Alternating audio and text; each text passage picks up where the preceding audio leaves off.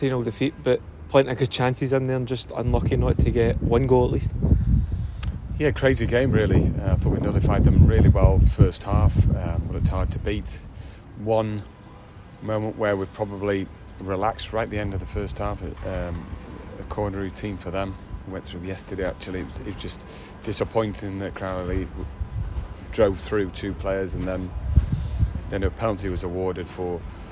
From the distance it looked a penalty, but our players were trying to assure me it shouldn't have been given a hard time, but it was, and we come in a little bit disappointed. However, we said, look, put the disappointment to one side. We have to start positively. Let's go and try and win the game. And I thought we were fantastic second half. We had obviously the penalty that went. The decision went for us on that occasion, and but unfortunately didn't go our way. With the finish. But the response again was positive, and we drove forward, created numerous opportunities to score. But today it just didn't go the right way for us in front of goal. I have to give credit to that keeper, who was outstanding.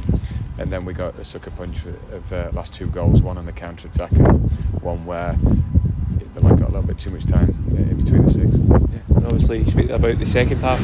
What was it they said at half-time to allow the players to get on the front foot a bit more, especially in the first half of the second half, and create some really good chances? Well, it's you've got to earn the right, in all games. And look, first half the shape was really good, and we're still aggressive with the way we wanted to press, and then we had the way we're dealing with it if we didn't quite arrive on time, and everything that we've done in training and talked about this week, it came to fruition in terms of the organisation, the setup.